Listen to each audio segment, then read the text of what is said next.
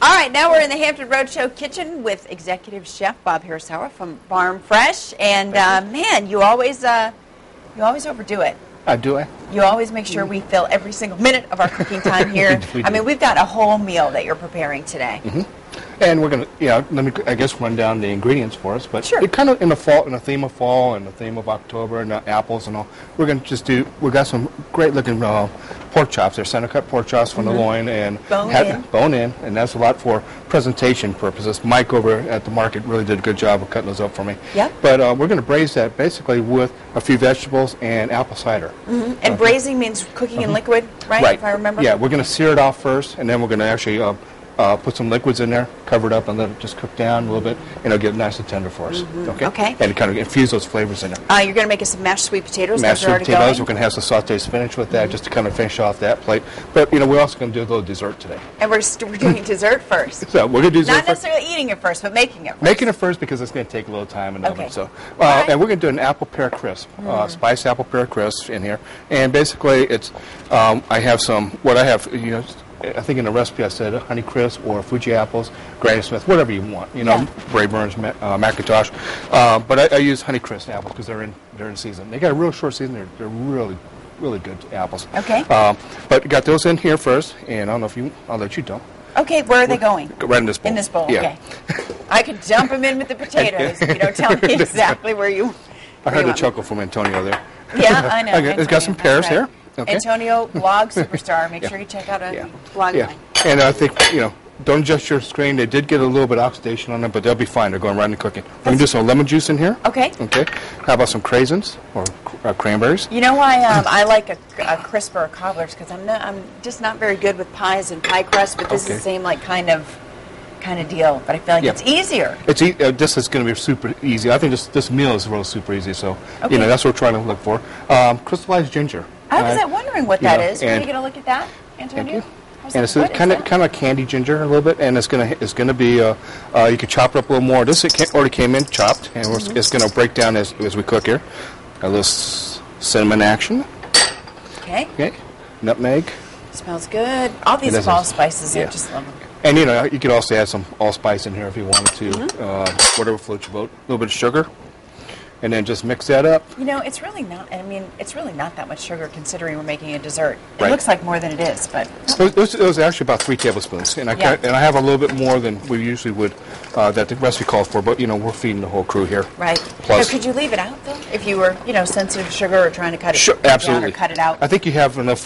You have enough sweetness from the fruit and everything going on here. And a little tart is okay. It is, and we're going to have a topping that we're going to make here. If we can. Well, I just went with a buttered casserole dish. And we're going to just dump this in here. And then the topping. And what are we preheating to? 350 over here? Yeah, 350. And see if I get that kind of distributed evenly. Doesn't that look nice? Okay. And then the topping is simple. If we just add some flour, some rolled oats, and some brown sugar, and a little bit of salt. And the recipe's, like I said, online. And we're just going to... I'm going to take these to the sink since you're making noise over there anyway. That's right.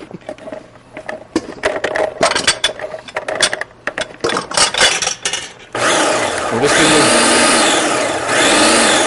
Just enough to mix that. And then we're going to add the butter in here. And just going to do the butter just long enough so it just kind of forms a little bit of some little balls in here. Kind of brace it. And I'm sure we have to move on, so let's go ahead. I haven't gotten the move on yet. Not the hook yet? We got a little bit. We got a little bit more time. Don't try to rush us, Bob. Okay. Let me see if I can get this. So why wouldn't you put, if you don't mind my asking, why wouldn't you just put melted butter in there? You could. This particular recipe that I was following called for it this way, and I think what it does, it actually distributes more, and it actually, once it melts, it kind of picks up and forms that crust. Gotcha. Okay. Okay. And just a little bit there, and it just kind of forms little chunks in there, and we're straight. And then we're just going to pour this over the top, pop it in the oven, and then we'll move on. All right, and when we move on, we're moving on to the pork chops, right? Because the potatoes need to just keep getting hot for a while. Right. We're just going. That looks nice. And then we're just going to spread that over top. We got a little spoon there. Right there. And it's going to be unique. Again, I've done recipes both with the melted butter and with this type here, where I have to still kind of a little chunky, a little bit big, but we'll get it together. It's going to melt. It's going to melt in there. It will melt. All right. Bob here is going to throw that in the oven. We'll come back and start working on the pork chops right now.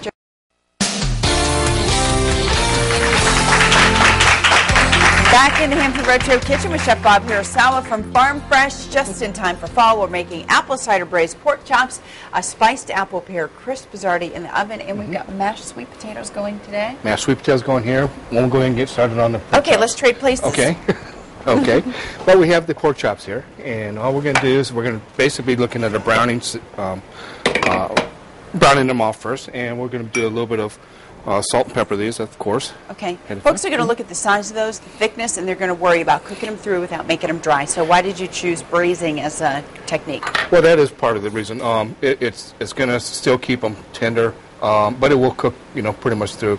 The days of having to do it really, the well done, those are kind of in the past. Okay. Our farming and raising of domesticated pigs is so much better than had in the past. You don't have the same problems you would in the past, and having to cook well. All righty. Yeah, we're going to go ahead and start some canola oil in there.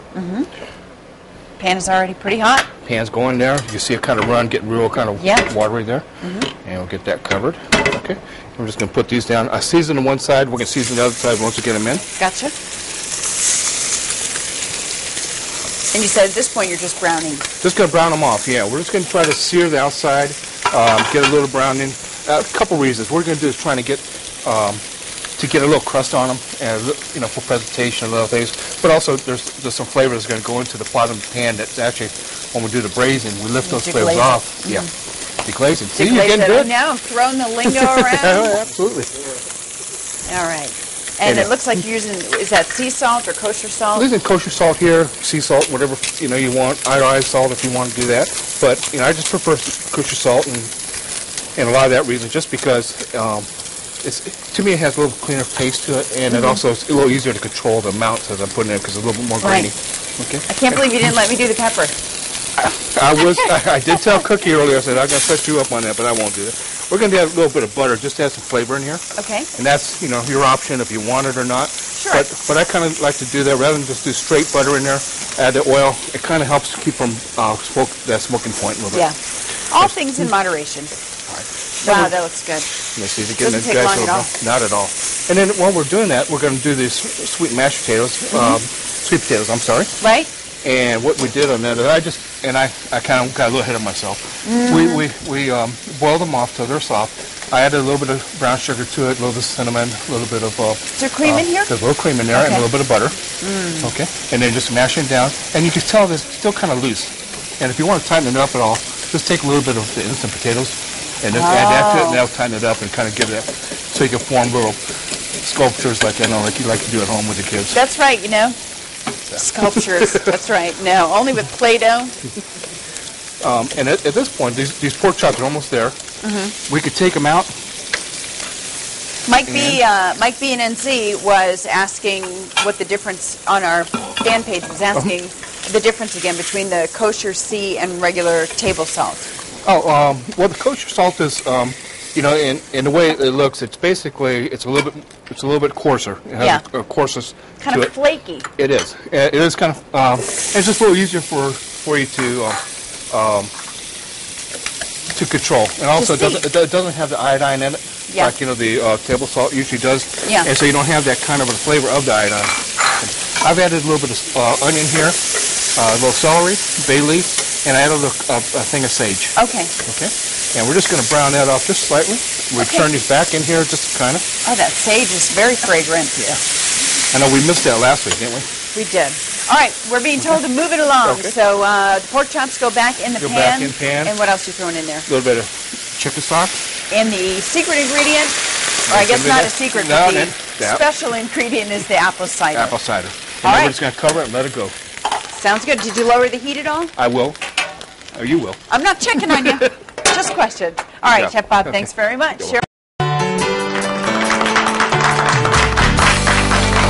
right, right before the commercial, we showed you moving something around in this pan, and all of our buzzers were saying, is it? Is it? Is it? Yes. It is bacon. Bacon in our recipe today for the vegetable. It is. It's going with the spinach today. I know bacon is not a vegetable. No. People, I'm saying it's part of our vegetable dish. It's to season our vegetable today. That's right. And we're just doing a simple sautéed spinach here, and just add a little bit of onion too.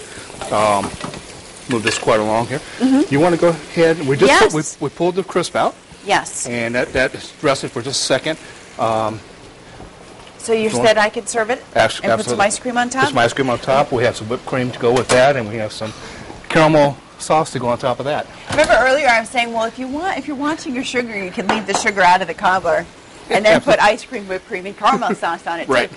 And if you want some pecans. Oh my gosh! All right, so it's like a build your own over here. A little bit of a kind of a Sunday thing. You know, you had me taste the mashed sweet potatoes, and that tastes like dessert. But you said there's not a lot of extra butter and no, stuff actually, in here? I talked about putting butter in there and stuff. And this one I really didn't, and it really doesn't need it. So it is really, really good though. The sweet potatoes instead of like a regular mashed. Right.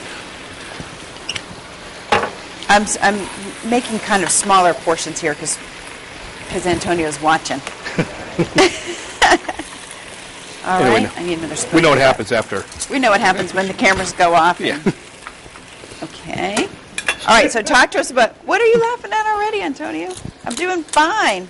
What? These are just, pre-portioned ice cream scoopers. Who am I to change what Chef Bob had doing? Now, where do you put that right on there?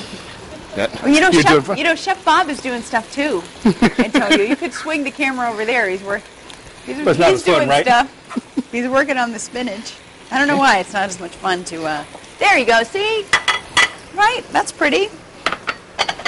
Chef Bob, anytime you can say, "Why, yes, it is." Oh, absolutely. Thanks. Did a great job on it. Thanks a bunch. The topping browned up, got really crispy. Yeah, and it should be good and crisp. That's what we're looking for. Yeah. Hence the name, I guess. So. Apple crisp. Looking good. Now, how long is that spinach going to take? Spinach is actually being cooked down right now. I'm going to kind of rush it a little bit for this first plate so as we can see it. But well, it can only take 30 seconds because that's how much time we have. Okay. I'm just kidding. Wow.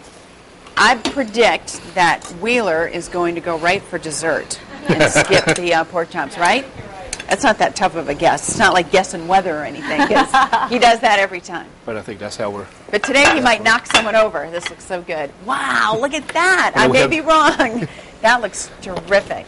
And all right. And really, it took about maybe a half hour to make, if that. And beautiful. It's all coming together for us. All right, we'll finish the rest of the plate. Cheryl?